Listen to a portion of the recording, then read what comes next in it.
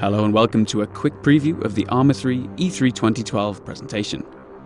Now we've got a lot to get through, so the plan is to offer a brief look at each section of playable content.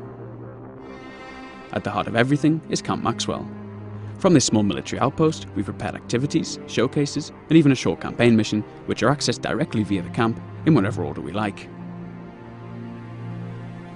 Of course, at E3 itself, visitors to the Bohemia Battle Bunker booth are encouraged to get hands-on with it all, and take a look at these things in as much splendid detail as they like, and at their own leisure. Alright, let's kick things off, starting with a wee jaunt around Maxwell.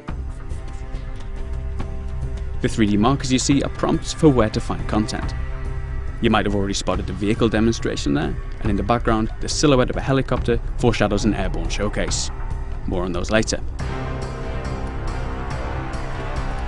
Trotting across in the light of our romantic sunset, you can get a peek at the weapon pool, something that those familiar with the ArmX game mode may recognise. Now looking down into the valley, we can spot our firing drill activity, which puts players through a timed series of pop-up targets. A little further away is a shooting range, which gives a good impression of, among other things, our new aiming mechanics and more powerful rifles like the GM6 Lynx.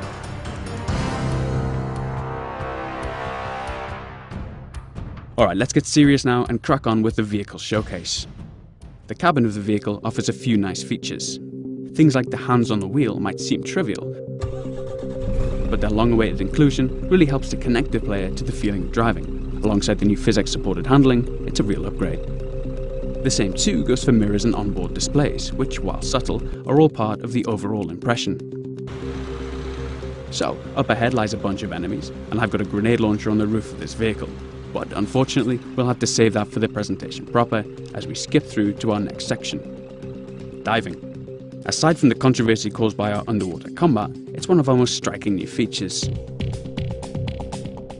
Finding ourselves under the surface again, this time we'll take a peek at the SDV. A team member described the controls as something like a cross between a helicopter and a regular boat. Now, since that doesn't really make any sense, it'll suffice to say that we've got regular control over moving forwards and back, a rudder to turn, and the direct control over our buoyancy. Moving on now to a real man's machine, a helicopter, we'll take a look at the terrain from above and finally get to the business of engaging an enemy. Skipping between the trees, we'll target a lightly armoured vehicle and take a look at radar installation Mike 26 from above.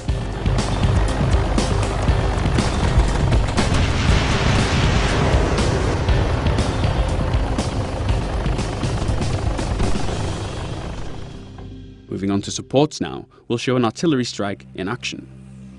I've called in a strike on this anti-aircraft vehicle in the centre of the scene. We're using some relatively lightweight shells here, but if we manage to get it finished, at E3 you might sneak a quick look at the new cluster bomb strike option, which I must admit is particularly satisfying.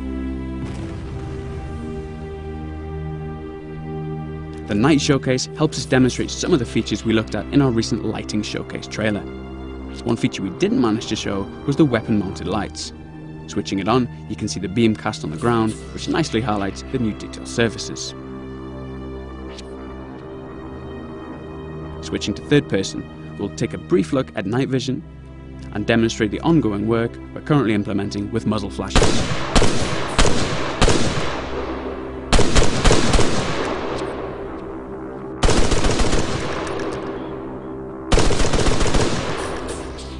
Okay, last up is our infantry showcase. Obviously there's a lot to show here, but I'd like to take a quick glimpse of some of the new animations. There's the previously mentioned tactical pace, which is a little slower than running, a little faster than walking, and fatigues the player more by way of our new fatigue and encumbrance system. There's also a few new crouch and lean options. Taking cover behind this wall, and disposing of our enemy, I'll demonstrate popping that down, and naturally popping up a little higher than the default stance too.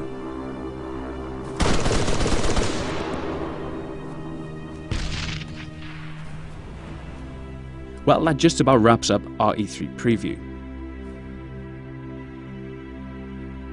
I hope that raises a lot of new questions, which of course Ivan, myself and Daisy creator Dean Hall will be more than happy to address at E3. So if you want them answered, be sure to encourage your favourite gaming journalist to check out the Bohemia Interactive booth, where the team will also be showcasing Carrier Command and a few other surprises to boot, I'm sure. Bye for now.